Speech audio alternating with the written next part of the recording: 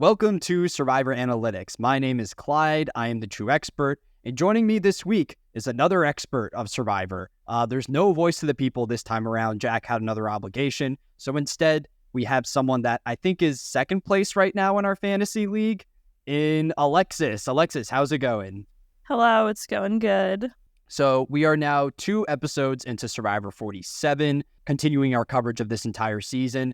Alexis, how have you felt about the season at large so far, and how have you felt about the players on your fantasy team? I've liked the season so far. I feel like there's been a lot of drama and things happening, which I tend to enjoy. And I've also liked some of the changes so far, like the different idol has been interesting. Pretty confident in my team so far, doing pretty well. Sam's doing really well. I have Sam, Sue, and Annika. So I think I'm doing pretty well so far. Yeah, that's a good group, I would say. I feel like we got hints in the next time on that Annika might be gunning for Sam in the near future, and assuming that Sam and Sierra are a couple. Yeah, I really like the Sue and Sam selections. I'm pretty envious since I took Andy number 1 overall. And after episode 1, I had my doubts, but after episode 2, I might be hopping back on the Andy bandwagon. I might be buying into him just one more time, but we'll talk a lot more about Andy this episode. Overarching thoughts for me on this one, and you kind of hit on this, but there's a lot of drama this week. There's a lot of nastiness in this week's episode. I feel like this is something that we did not get a lot of in the new era. It's kind of a happy-go-lucky vibe, but there was a lot of bashing in confessionals. We had all of Lavo making fun of Rome. We had Tiana bashing TK for his comments in the challenge. We had Annika calling Andy a toxic, clingy boyfriend. Side note, I think Andy is in a relationship, so she'll need to take that up with his partner to see if that's true. But I felt like this was an episode that had a lot of tension amidst the cast, which I appreciated at least. I'd say the only other major note for the episode at large for me is that we're 2 episodes into the season, right? And already every idol has leaked in their respective camps. Like Rome shares his idol this week. Sam tells everybody except Andy. And Gabe keeps expanding the circle of the knowledge of his idol. And I made a video on TikTok about this this past week. But since the introduction of Beware Advantages in 41, only one of them has ever directly changed the outcome of a vote. And it wasn't used by the person who found it. It was in 45 when Austin found the Beware Advantage. He accidentally gives it to Julie at the merge, and Julie uses it to knock out Emily at the final 7. So these things haven't actually changed the game yet. And I think there's almost a change in the meta right now where Beware Advantages aren't valuable for the game itself, but they're valuable for creating alliances. And I think that's part of the reason why everyone's sharing these. But we could hop right into it. We got 3 tribes to cover. Is there one in particular that you want to focus on first? We can start with Lavo, with Rome's shenanigans. This was tough for me. As a proud owner of Rome on my fantasy team, he has not lived up to what I expected he would be before the season. And last week we saw Rome isolate himself from the rest of the tribe by searching for the idol. And this week, he decides to share that intel with Teeny, which off the bat, bad decision because Teeny was actively gunning for him. But then Teeny gets a little bit too cute here. Do you want to talk about Teeny and Kashawn and that entire disaster? Yeah. Well, first off, I just want to say the whole him telling Teeny thing was so surprising because even before she had said anything about it, I was like, do they have a working relationship at all? Because they have not shown them speak to each other. And I was just wondering where that came from. And then Teeny was like, yeah, I didn't really know he trusted me like that. So it seemed like the decision was just very confusing. But then Teeny decides to tell Keyshawn. And instead of just telling Keyshawn, decides to bring him over to the spot where the box was hidden. And that is when Rome decides to walk up behind them while they're looking at it, which was wild to me because I don't know why Keyshawn needed to be shown. If you're going to tell him, I felt like that was enough. They kind of were just putting themselves in danger by going over to it. they're putting themselves in danger, and it didn't look like that box was that far away from camp. And it wasn't really hidden, really. Yeah, it was just kind of thrown away into the brush. So when Kashan and Rome are over there, Teeny owns up to it and basically says, hey, I want to pull Kashan into the mix. So now there seems to be some tension on the Lavo tribe. I want to hear your thoughts on like what should Rome's next move be, because he has this idol. It's valid for one tribal council.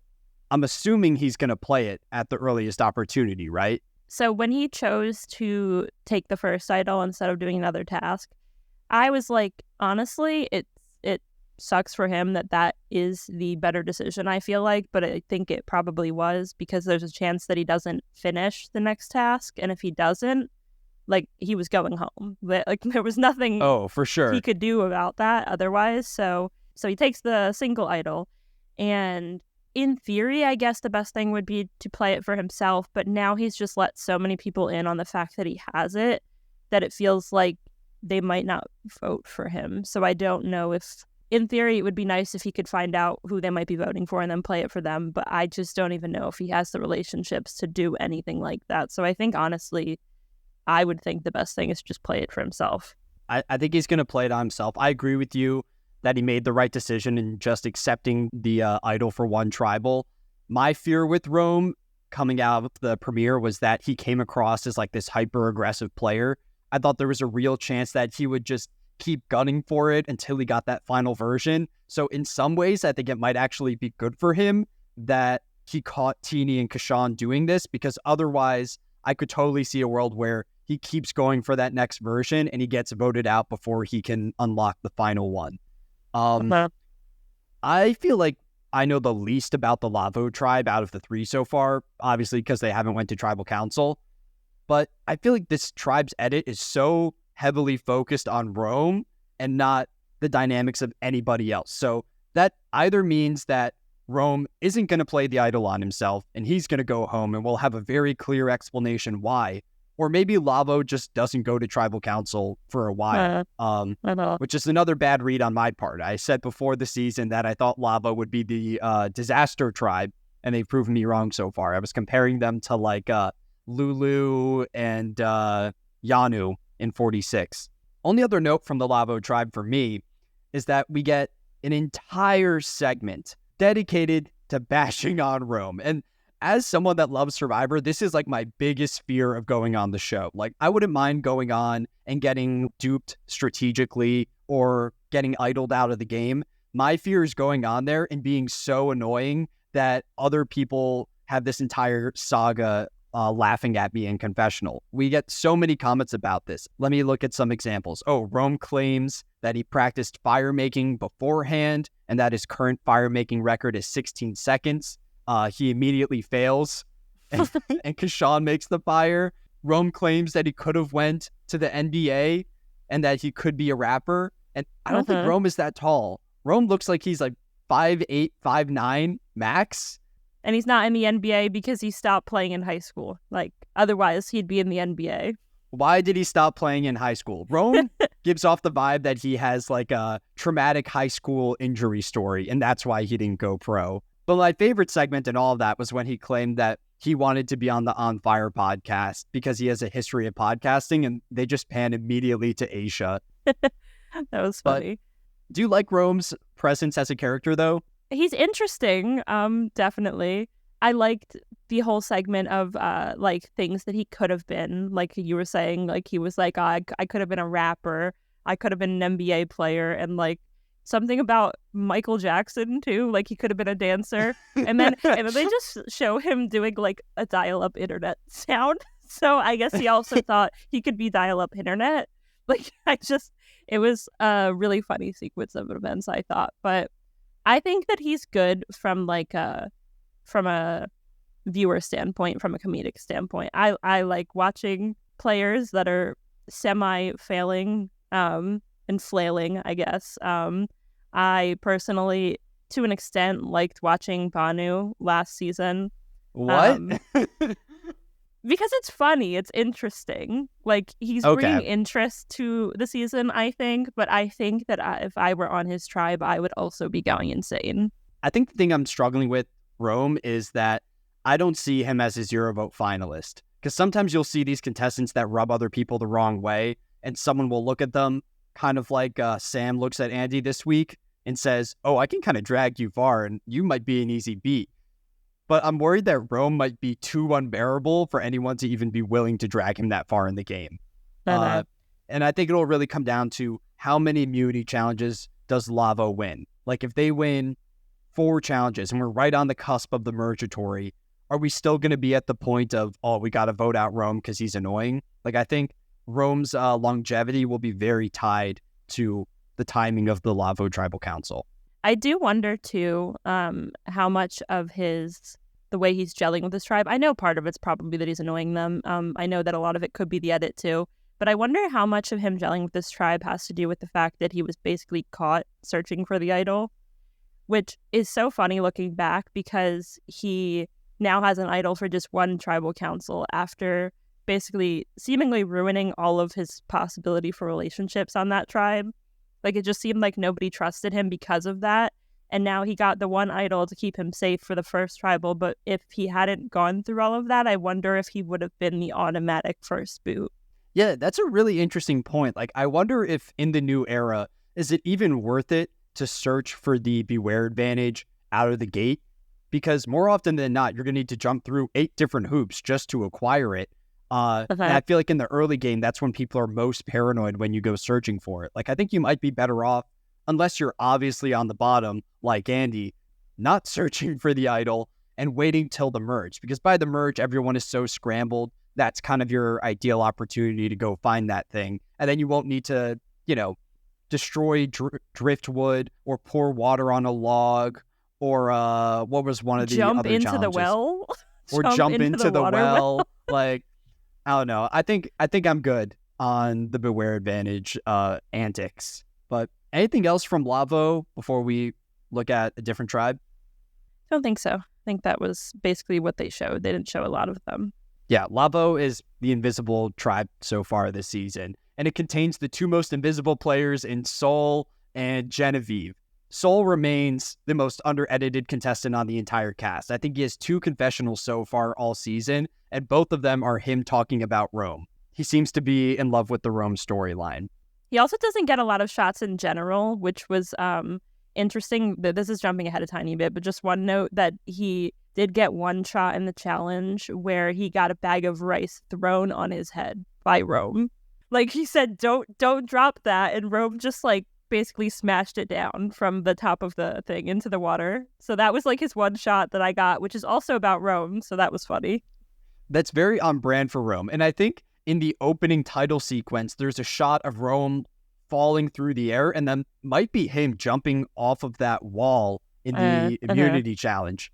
So Rome probably hurt his teammate and then got his opening snippet for the intro. So I'm good to go over to Gada, which I think might be the most entertaining tribe of the season so far. They're definitely the most chaotic, but it's all thanks to my knight in shining armor, my winner pick that I'm sticking with until he goes home, and Andy. This week, we get all of Gada clowning Andy in confessional. They proceed to over-cheer for him when he cracks open a coconut. It feels pretty petty at this point.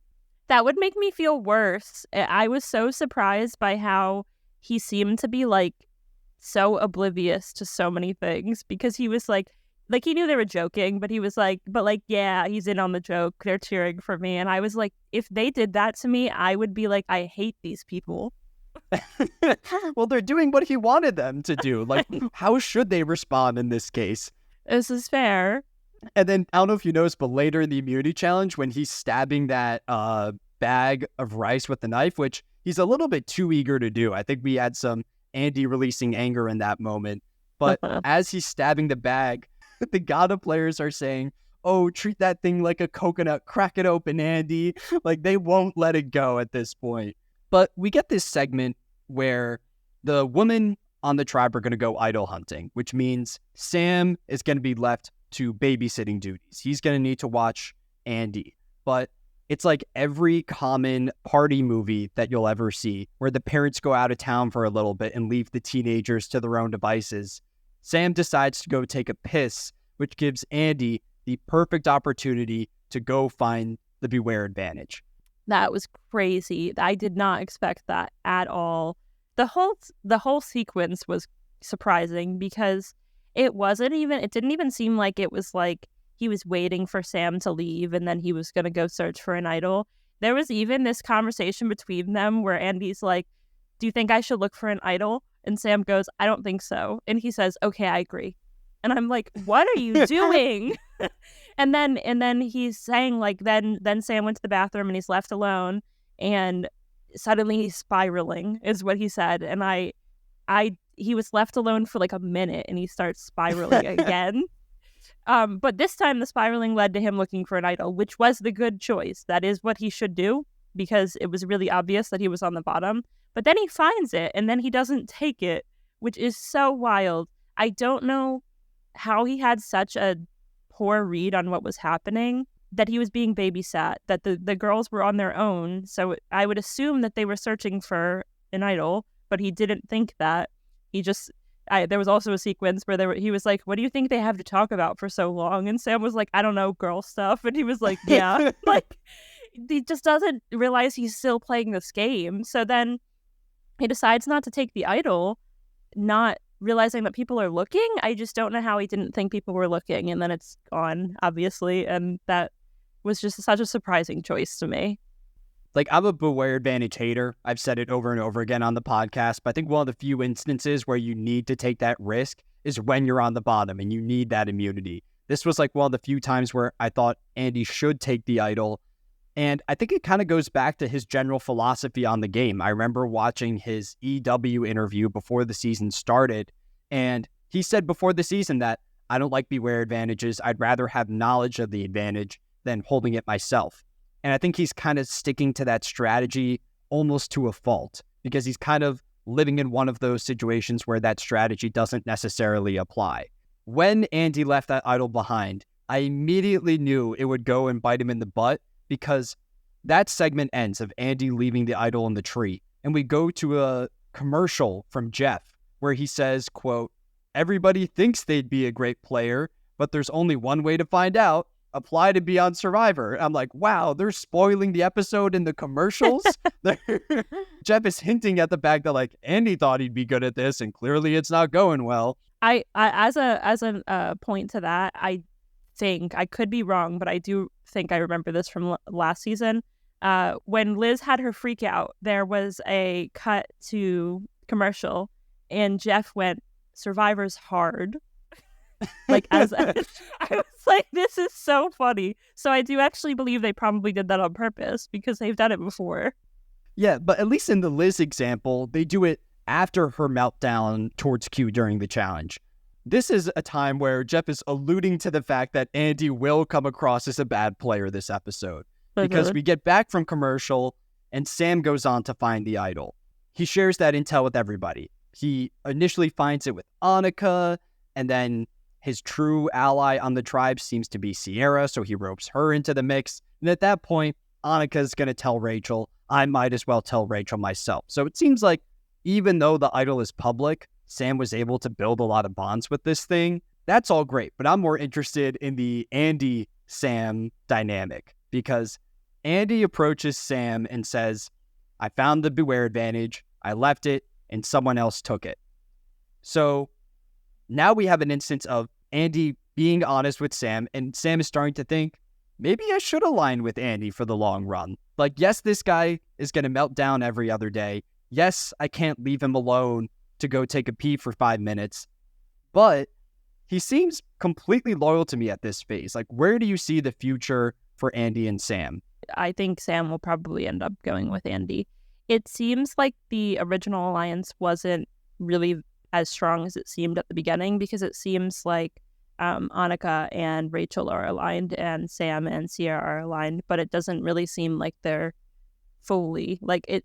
I mean, we saw Annika say like basically that she was going to gun for Sam when he found the idol because he's such a big threat.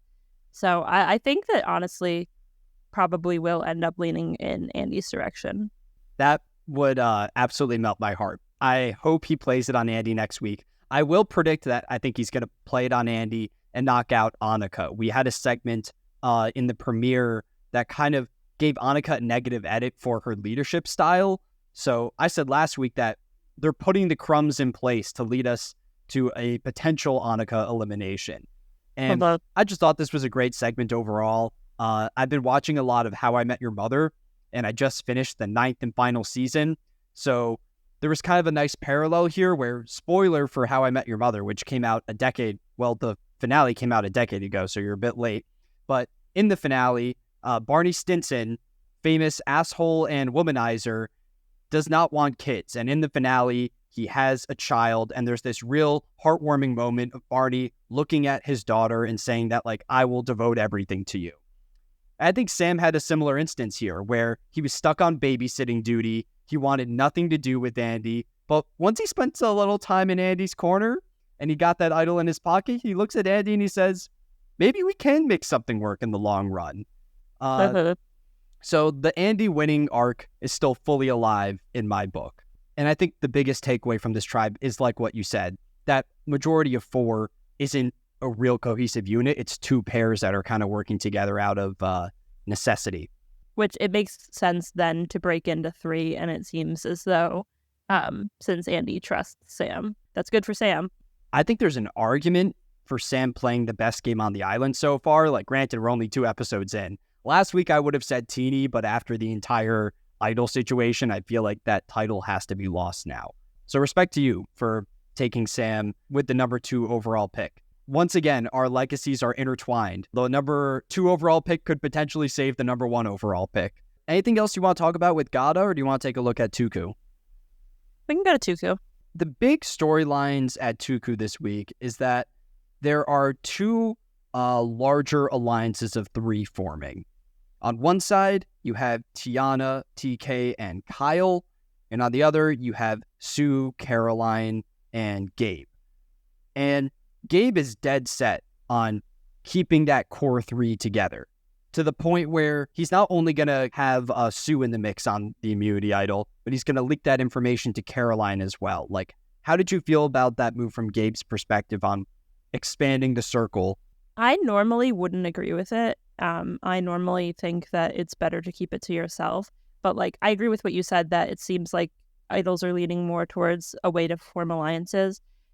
It seemed like he actually had a really good read on that, because from Caroline's confessional, it seems like she was not trusting him at all. Also, I mean, she didn't sound like she was. So he had a good read, but also she was pretty clear. She was like, I don't know about all this, which was a wild thing to say for me. Like, when someone's approaching you and saying, I want to work with you, and then immediately going, I'm not sure, it's not there, I think is what she said, was kind of insane, because I feel like a lot of people would just then turn on her after that. But Gabe was so dead set on working with her that he was like, okay, fine, here's my idol. So I think, honestly, it was a good move for him, surprisingly. Yeah, and I feel like Gabe is kind of underestimating Sue and Caroline right now. He calls them, injured birds this week. And I wrote down a quote from him. He says, if I can sit at the end with Caroline and Sue, just write me the check. So my prediction now is that either Caroline or Sue, more likely Sue, because she seems to have a larger role in the edit, one of them will lead the charge against Gabe later in the game and be the reason why he goes home, is my current prediction. But I think Gabe's a very entertaining player. I was not high on him going into the draft. He was the last pick of our fantasy draft, but seems like he finally has his footing now. I think there's more to talk about with Tuku, but I feel like we can hit on them after immunity. Are you good to go to the immunity challenge, or is there anything else that you want to highlight from that tribe? No, we can move on to immunity. Okay. Immunity this week. Another classic Survivor challenge, an obstacle course that ends not in a puzzle, but with a snake maze of some sort. The contestants will play for immunity and a fishing kit, and when Gada rolls up to the immunity challenge, Lavo and Tuku don't even hide the fact that they're shocked that Andy's still around. And Andy rolls up, he's kind of strutting into the immunity challenge, and he's waving at everybody else. So I bet there are rumors going around now that, Andy definitely found the idol. He definitely played it at that first tribal council. Why else would he be here? And when Jeff gets the idols from the other 2 tribes, he kind of threatens them. I don't know if you picked up on that. Come on, give it up. Don't make me pull out my knife. I Yeah. laughed so hard at that because I was like, Jeff said this just for me. For how often I send the picture of Jeff with a knife or the edit of Jeff with a gun in the group chat when Jeff threatened them with a knife. I was like, this is for me. Thank you, Jeff. I don't believe that he has the knife, to be honest with you. Me and Jack have talked about this on the podcast before, but Jack thinks that Jeff is like genuinely an outdoorsman that carries a pocket knife with him, and I don't buy it at all. I think Jeff is like a millionaire that might have like a diamond-coated knife in his house, but I don't think he's the type of person that's just walking around with a toolkit in his pocket. I personally think Jeff is actually just walking around with a steak knife in his cargo pocket. I think that's more fitting. I mean, I agree with the diamond encrusted knife too, but I think that is more, both of those scenarios are more believable than him having an actual like hunting knife or whatever. See, if I was on the show, that's what I would have done. I'd be like, really, Jeff, pull out the knife. If you really have one, show it to us. Go through with your words. But we never get to see any of it. Even when Rachel attempts to smuggle some rice later in the challenge, Jeff doesn't pull out the knife. So you really need to mess up for him to take that one out. Any highlights or funny moments for you during the challenge? I was really surprised too about the Rachel trying to steal rice. That was crazy because that was honestly kind of crazy that no one's ever tried that before. And honestly, I was not sure how Jeff was going to react. I wasn't sure if Jeff was going to like go like dad Jeff and like get mad at her. But he was like, I respect it. Well, do you think Jeff should have shot Rachel down for attempting to steal it? Or should that be fair play? Honestly, I thought he would. And I thought it would have made sense if he did, because I would think that that's something you can't do. So to try to do that would seem like kind of avoiding the rules of Survivor. That's fair. I think I agree that they shouldn't be allowed to take the rice, but I feel like a better solution is to just not have challenges that incorporate rice to begin with. I thought it was funny that Jeff acted like he saw Rachel take the rice during the challenge. Like, there's no way Jeff actually caught her. There was definitely some person filming, because we get a random Rachel ass shot in the middle of the challenge, which is a zoom up of her putting the rice in her back pocket, which is absurd that there are that many cameras located on the site, that they have enough to cover each person's pocket. Like, does every contestant on this show have an ass camera to make sure that they're not stealing any of the rice? Probably. And then the only other highlight I have is that Sam, right before completing the challenge, yells out, "Who wants fish tonight?" I think it's fun having a sports announcer on the show, because I think he's not afraid to do a little bit of commentary. You might remember Wendell Holland did a similar thing when he was on Ghost Island and Winners at War. Like, Wendell was a furniture salesman or a carpenter was his occupation. So not the same as Sam, but I like it when people get a bit cocky during the challenges and banter with Jeff. Like, we just watched Cook Island, so we saw it with Penner as well. But the big moment after the challenge is TK and his frustration with losing. He's a meat boy. You want to talk a bit about TK's response here? Yep. So I think it starts with, I guess, Tiana was smiling a bunch, and Jeff pointed it out and just was like, "Oh, I'm surprised you're smiling." And she was like, yeah, I mean, it's fake. I'm just trying to stay positive." So she made it really obvious that like she's not actually happy.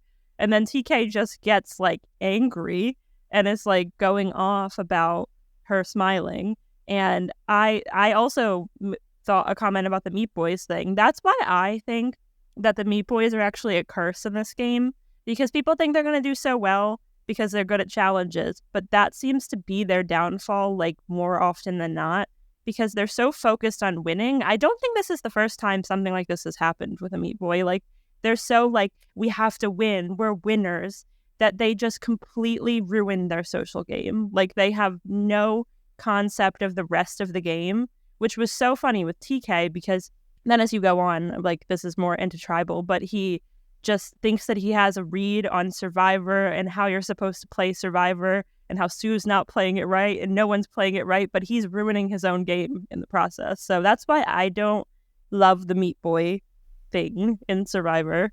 You took a Meat Boy in the first round. Sam, I felt, was not fully a Meat Boy.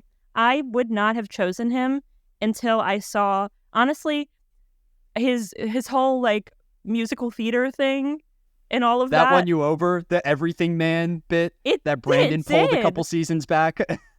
Well, it wasn't really everything, man. It was more, I'm a meat boy, but I'm not just that. And he seemed more personable. And I felt like he was the least meat of the meat boys. And that was the reason I put him ahead of all the other ones, even though I wanted the other ones too. Because I wanted to kind of round out my team, have a good challenge person. But I thought he was better because he seemed to not just be that. Because I think a lot of them are just that.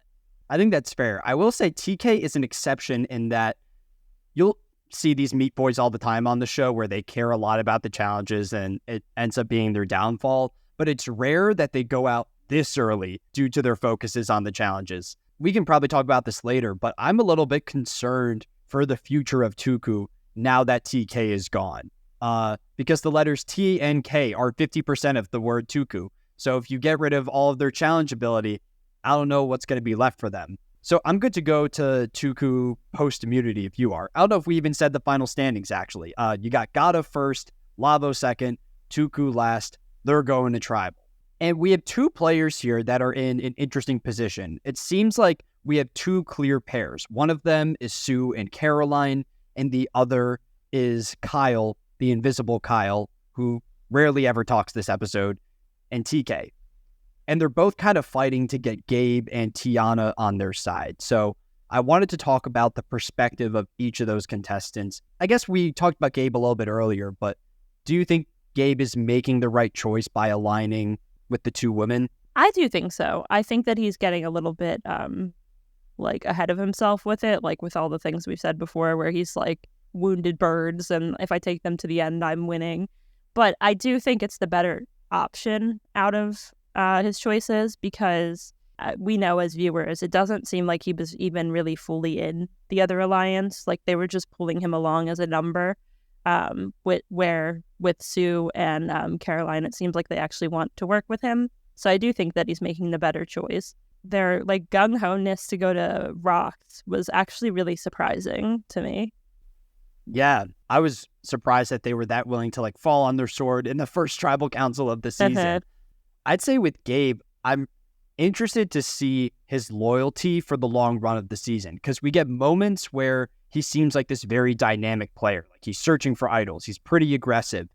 So part of me wonders like, oh, is he actually going to flip on these two down the line? But in confessional, he seems completely loyal to them. Like in the preseason, Gabe talked a lot about Russell Hantz in his interviews and how a lot of people get upset with Russell and create this reputation for him as this backstabber. But in reality, like Russell found his group and he stuck with that for the entire season, at least in Samoa. You don't see it as much in Heroes versus Villains because he votes out Danielle. But in Samoa, he gets his FO 4 and he says, we're going to stick together till the very end. And I'm kind of getting a similar sense from Gabe where he's going to find his core three. When he finds an idol, he's going to share it with them. But he just doesn't take that extra step of preserving them with the idol, which we can hit on in Tribal Council. So we talked about Gabe, but I feel like the real swing vote here is Tiana. Because on one hand, she has this potential alliance with TK and Kyle, where they seem to be pretty close. But on the other hand, they just have a bad vibe. I think it's Gabe talks about this in the Tribal Council, but there's two different types of relationships on Survivor. There's your strategic relationships and your social relationships. And I think it's easy to talk about those things as two completely separate entities, but in reality, I feel like there's a lot of crossover there. And if this early in the game, Tiana doesn't feel close with those other two guys, that's probably a sign that she's number 3 in the pecking order. But how did you feel about Tiana's decision here in terms of where she should go? I think it was probably the right decision. I think that she had talked about how like she wanted to keep those two relationships separate, like the social and the strategic, and she wasn't going to be like informed by her emotions going into this or by who she likes. But I also think it's important to like think about the fact that just because you have that mindset, it doesn't mean the people you're working with are going to have that mindset. So if TK decides he doesn't like her based on this one argument and then more that would probably happen as it goes on, because it seems like they're just butting heads a little bit, then TK could be like, well, I don't want to work with her because I don't trust her. So I do think that it's important to like know that not everybody's doing what you're doing. So I do think I understand where she was coming from, wanting to separate the two, but I think it was the better choice for her to jump from that alliance, because I don't think that they were going to really stick out or like stick it out very far. Yeah, I think I agree that it was probably the right move to pivot off. But it's just tough because I feel like she's kind of screwed over either way. Like if she rolls with the guys, she's on the periphery of that group. And if she rolls with the Sue, Caroline, Gabe contingency, she's on the outside of that one. And for now, though. For now, at least, like we'll see if she can get her footing maybe with the women, because Sue does pitch that idea this week.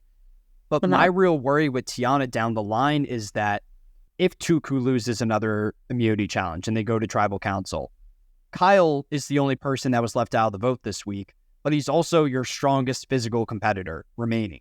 Are they going to be willing to just say, we'll get rid of Kyle too? Like, screw the immunity challenges. Okay. We're going to stick with our alliances. Like, I could see a world where they elect to keep Kyle around for that challenge side and they say, Tiana was barely in our group anyway, let's cut her instead. But I don't think that's necessarily like her fault. She was just in a pretty rough position the way the alliances drew out. But do you want to go to tribal council? Yeah. Okay. Tribal council. Big highlights for me. Sue calls out the bromance. The bros are hanging out. And then TK goes after Sue. The sweet grandma on the cast, TK claims, does not have any real conversations on Survivor, which, what does that even mean? You know, what quantifies a real conversation? So I feel like TK just gets a little bit too cocky in this scenario. And I think the biggest decision that we see at this tribal is the Gabe idol play. Do you want to walk through that a little bit? Going into tribal, it seemed like Gabe was deciding whether or not to play his idol on Sue, is what I was gathering, whether they thought Tiana was with them or not. Which I thought that my read probably would have been that Tiana was with them. So I think that he could have just not played it, but I do understand wanting to be cautious because it's only, did he have a single idol or 3? It was 3 tribal councils. Yeah, okay, he's the only person that was able to extend the lifespan of the idol. Because, yeah, so he had it for 3, so I would think that he would want to keep it if he could, and it seemed like Tiana was probably with them, and if Tiana wasn't with them, then it seemed like they were really actually willing to go to Rocks. So I was so surprised when he played it to begin with, and then he plays it for himself, which I don't know where that came from, and I want to see if, like, in the next episode, we were, like, thrown something, like, a reason why he did that, or if he really just had such a bad read on what was going on that he thought that it was possible that he was going home. I want to see his explanation as well, because there's so many different, like, hypotheticals here. You could just say, oh, Gabe thought that he was going home. He had just watched some of Survivor 46, where he saw so many players get voted out with idols in their pockets, and he thought, I don't want to be like half the cast of 46. I'll play the idol on myself, even if it's the wrong move. A bunch of people already know about this thing anyway. So that could be a possibility. I've seen people online say that he used the idol on himself to keep himself safe in the event of a rock draw.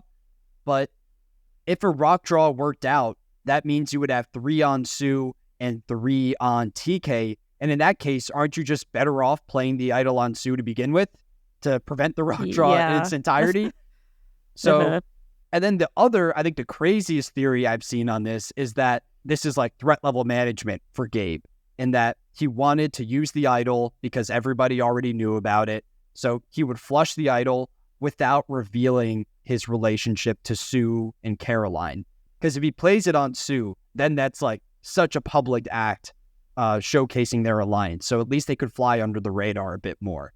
I'll be interested to see what Sue says about this going back to camp, because she could easily go back and say, like, what the hell? Like, you told me you were going to play this on me. I got 2 votes against me and you used it on yourself instead. I get the sense that Sue is a pretty forgiving person, so I think she'll let it slide with Gabe, but it'll at least raise an eyebrow. Overall, I wish I could defend Gabe here because I like him as a character on the season, but I think it was probably the wrong move. Maybe this ends up working out in his favor, but the fact that he went through all of that work to extend the lifespan of the idol just to use it at the earliest opportunity is a pretty questionable. I agree. You want to go to the vote then? Yeah. So final vote is a 4-2, 4 on TK, 2 on Sue. The only votes against Sue come from TK, obviously, and Kyle. So TK is the second person voted out of Survivor 47. He'll be joining John Lovett on Ponderosa. They seem like a very unlikely pair, so I'll be interested to hear about their experience hanging out for a couple days as they wait for the third person to join them. Were you sad to see TK go? Do you think there's a chance TK could come back in the future? He probably won't come back, I don't think. But I was sad to see him go because I was like so high on him before this season started. I thought that he was going to come across so differently than he seemed to.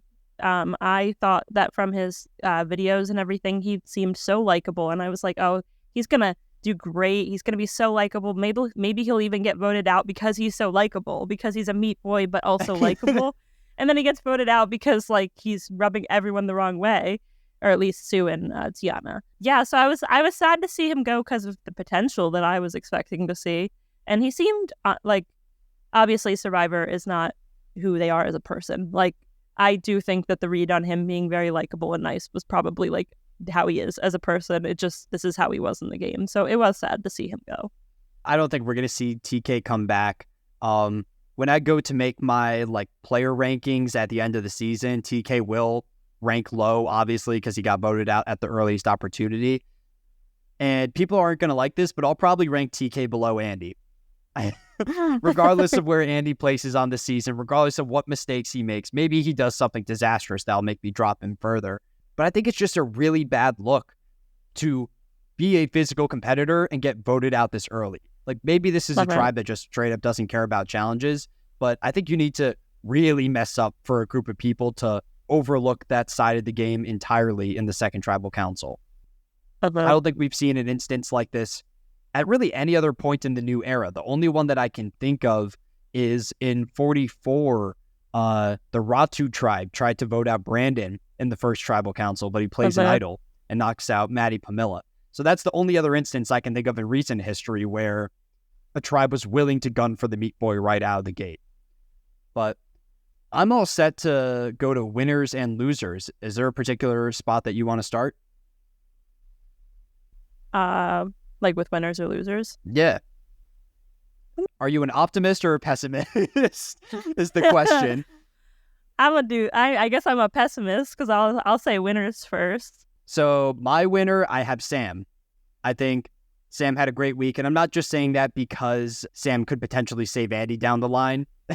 I bet there's a little bit of bias there, but I think he seems to be well connected with just about every other person on the Gada tribe. He is the only person that seems to have a real working relationship with Andy. He's kind of taking a page out of the Caleb playbook from 45, where Caleb was working in the majority, but he's extended that olive branch to Emily on the periphery. So I think Sam could be in a good spot moving forward. I'd be shocked if he goes home anytime soon.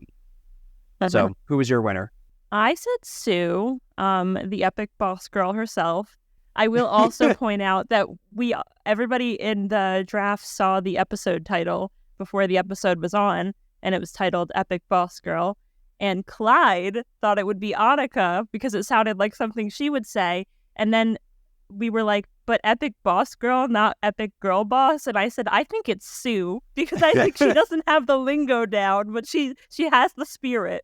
And I was right. I will say that. No, you deserve the credit for it. But the Epic Boss Girl herself, I think that honestly, she's in a really good position now.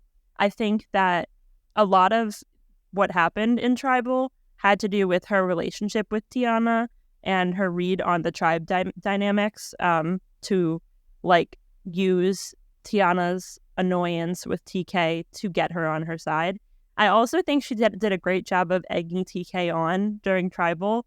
I think it was on purpose. I think that she was knowingly like getting into a little bit of an argument with him where he would say something that would make Tiana annoyed, and then Tiana was more likely to be with them. So I think that she socially and strategically seems to be doing really well.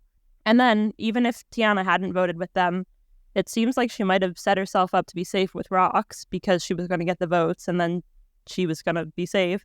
So I think she really just had like an overall really good episode. And also, I think that on that tribe, even though, like how you said, Tiana might be in a bad spot, I think there's potential scenarios where Tiana could end up being in an alliance. I think maybe the women could get together. I think that even possibly Tiana and Kyle could pull in with someone. I just can't really see a group moving forward without Sue. Like, I think that any of the dynamics that were to happen, Sue would be in any of them. So I think she's in a good place because of that. No, I agree. I think Sue is an immediate contender on the cast. I made a video earlier this week on the biggest contenders, and of course, two of your fantasy players in Sam and Sue were both on that list, and it's no surprise that those are the two winners for this week as well. Looking at losers, we might have the same loser here. I got Rome. Is yours also Rome, or do you have someone else? No, I did someone else, but I do agree. Yeah, Rome's edit is bad. It's one of the worst new era edits that I've seen in a while.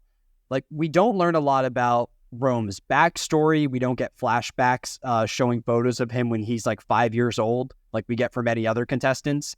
Instead, we learn about Rome through the perspective of other people.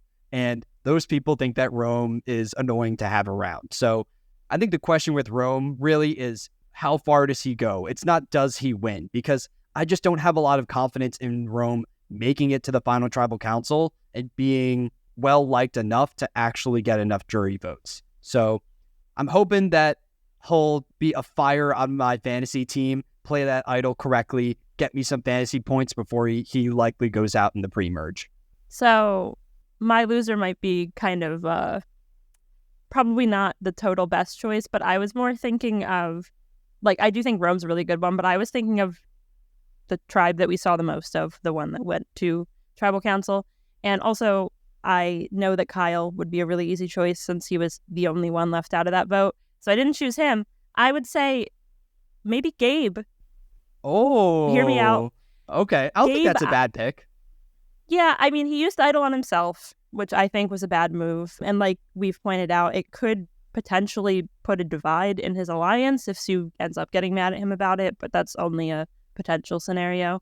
But he isolated Kyle more so than everyone else, I feel like, because Kyle thought that he was with him and he's just fully not, where I feel Tiana could spin it a certain way and still have Kyle with her. And even though his three, Sue, Caroline, and him seem pretty tight right now, it feels like Caroline and Sue are easily positioned to maybe flip with someone else where he doesn't seem like he's in that position anymore. Yeah, I don't know. And also, I think maybe his cockiness might get the better of him with how he's been presented so far. That's totally fair, because Gabe, as it stands right now, is the narrator of the Tuku tribe. I think he is like double the number of confessionals as someone, well, probably more than double than someone like Kyle.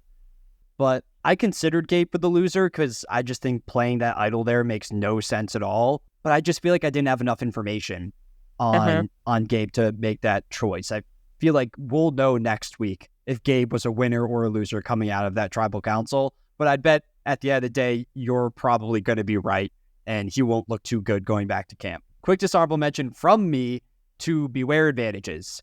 I'm going to check the stats on this now, but I think there have now been 18 Beware advantages in the new era of Survivor, and still only one has directly changed the outcome of the vote. Let me check that video real quick, and I can give you the full stats, because I'm sure everyone listening is wondering, oh, wait, what happened to that Beware advantage back in Survivor 41 that no one remembers about? Okay, so here are the stats. 18 Beware advantages total. 8 went home in people's pockets. 8 played incorrectly. 1 person medically evacuated with Beware advantage, that being Randon from last season, and 1 Beware advantage played correctly. So production loves to include these things in the game, and they take up a lot of screen time. They're fireworks as the players run around the beach and complete the different tasks.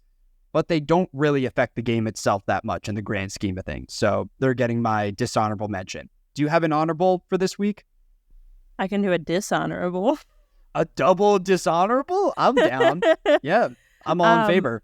This might not be allowed because it's who went home, I think. But also, I don't remember who said it initially, but dishonorable mention to the original, the 4 Tuku, the TK, Tiana, I guess Gabe, but not Gabe, and Kyle. Yeah, specifically because I think it's crazy to call Sue weak after she superwomaned that first challenge and was like running so fast, beating everyone with like the thing on her back, the puzzle piece, I think it was. I think it's crazy to call Sue that weak. I understand she's old, but she seems very strong. So I hope that maybe their outlook is good with Sue, Superwoman, on their tribe. Maybe they can win challenges just with Sue alone. Yeah, Superwoman, boss girl, Sue on the Tuku tribe. But I agree with what you're saying, where I feel like it's easy to just paint Sue as, oh, she's bad in challenges because she's, you know, the stereotypical older woman who goes home in the pre-merge. But I think if you actually put these people doing a bench press or something, I bet Sue beats someone like Caroline. I think she's stronger than her tribe's giving her credit for. So, but I agree. Dishonorable mention to that Meat Boy Alliance. I did mention this earlier, but I thought it was weird, and this is an entirely different side note, but I thought it was weird that Tiana had a confessional where she said, I don't want to roll with the guys. That's not really my intention in this game. And then 10 minutes later, she's saying, hey, I might roll with me, Gabe, TK, and Kyle. I'm like, isn't that the group that you just said you wanted no part of? So I think that might have played into her decision as well. Just the risk of rolling with that side and having the 3 guys link up. But that's everything I have for this week. Alexis, thank you so much for joining me on the podcast. Of course. We'll have a lot more coverage on Survivor 47 as the season continues. Hopefully, my fantasy team will stick around as long as possible. Alexis, do you have a winner pick before we wrap up the podcast? Is it Sam, since you took him in the first round, or would you say someone else right now?